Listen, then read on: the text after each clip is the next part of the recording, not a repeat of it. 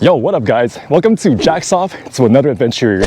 So the last time I was here in Oroville, I was trying to get consent so I can insert myself into this Chinese temple over here. But last time when I came, I got rejected into oblivion because it was closed. Now, one thing Andrew Yang taught me was that when you have a problem, don't come up with excuses, but come up with solutions. And turns out the solution was a combination of time and money. So right now, we are going to look for the mama-san who's going to take my money in exchange for a good time, a lot of pleasure, and hopefully we'll have a good video and a happy ending. So join me as Jack's off to Oroville. Let's go.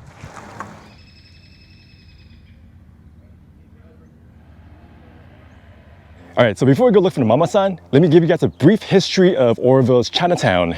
So back in the gold rush day, gold was actually found around Oroville. Oro in Spanish actually means gold. So that's why a Chinatown was established here in this area.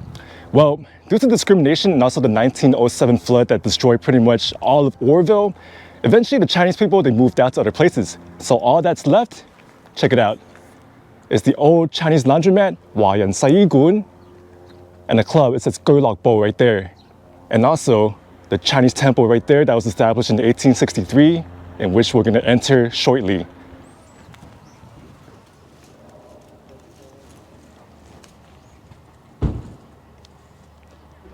Check it out guys, to my surprise, there's so many Chinese history enthusiasts here. Wow, oh, no, I got it's gonna be a full house. Everyone's trying to get in there for pleasure. Before entering the temple, we were given a brief introduction about its history and some interesting facts. Shortly after the Chinese arrived in Oroville around 1850, the Chinese population built the first Chinese temple to fulfill their religious and superstitious needs. The first temple burned down because it was constructed out of wood. And you would think the Chinese deities warned them, like, hey, Satan, don't build a wooden temple because of fire, But a second temple was constructed out of wood. And yes, that burned down too. Eventually, the Chinese learned their lessons and constructed a third temple out of bricks in 1863, and that's the same structure that exists here in Oroville today. The temple was used as worship by the Chinese community of about 10,000 people until the 1907 flood destroyed Oroville, which prompted the Chinese to leave the area. One of the remaining Chinese families, the Chan clan, continued to maintain the temple up until the 1930s. The city of Oroville would eventually take ownership of the complex, and the temple would become a museum while also being used as a place of worship.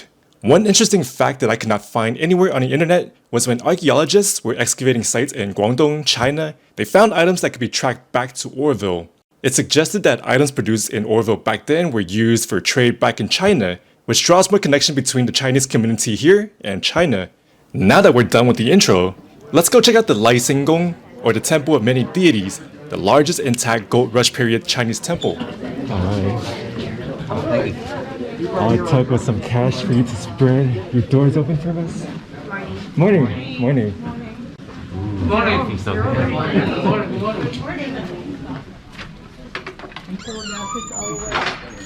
The complex now has several rooms, each with its unique characteristics. We will start with the Tapestry Hall, a room that houses elaborate Chinese tapestries, along with a vast collection of Chinese artifacts.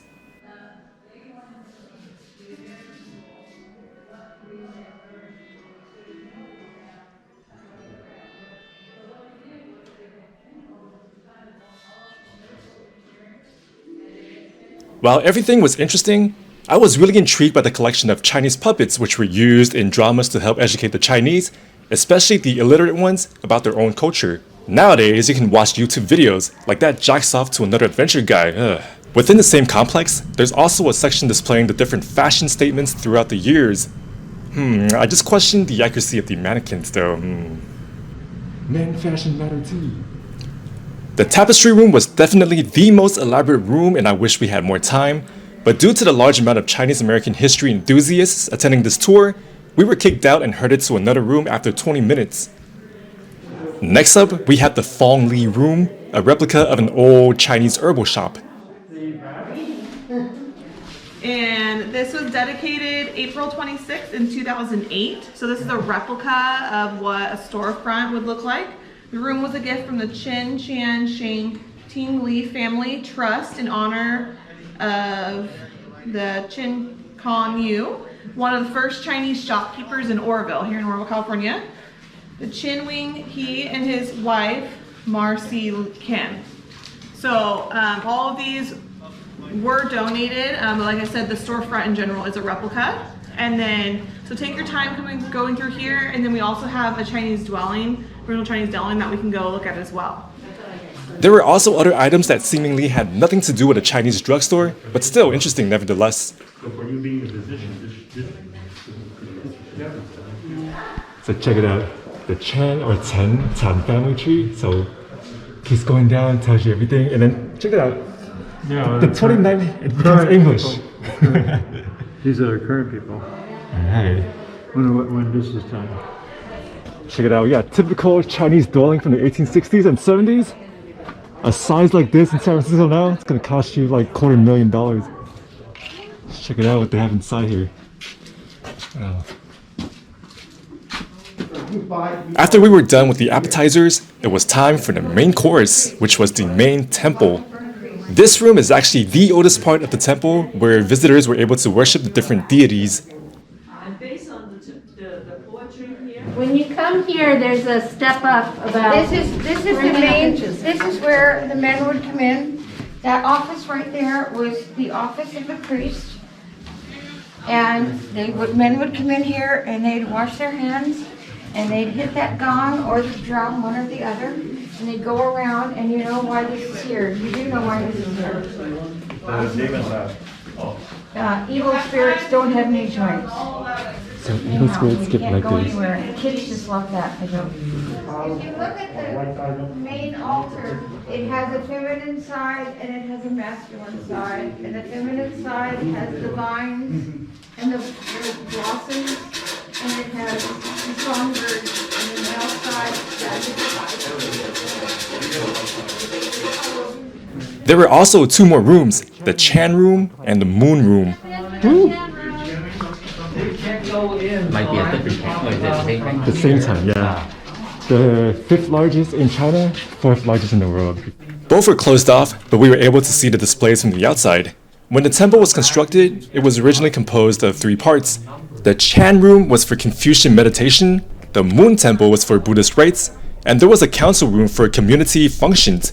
But the tour didn't really mention the council room at all, and I didn't get a good shot of it. But just so you know, it's there though.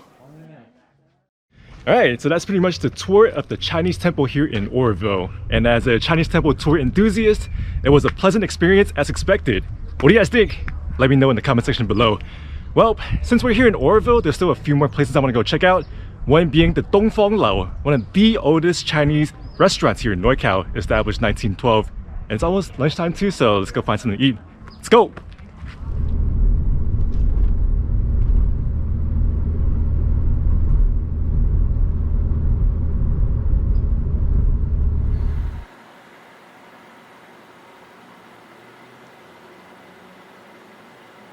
Alright, so here's the inside of Fong Lao, and this is what I ordered, the Fong Lao special, which is pork fried rice, a mix of whatever.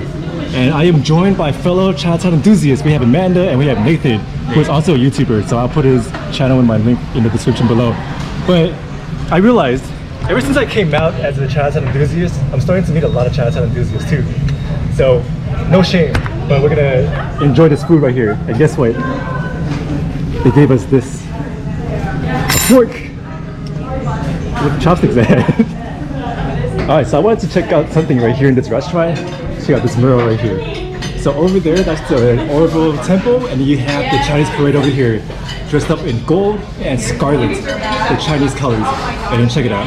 And look at this right here. You got 3 homies. It's like me, Coach, and Tree Fitty, right? This guy's like, yo, I found some gold. This guy's like pointing at his dick, like, hey, you have a Xiao GG. This guy's like, yeah, physically Xiao GG, yeah, but financially I have a Da GG. Because, you know, money makes you big bigger. And check out this guy. Just left behind, but this depicts old Oroville right here.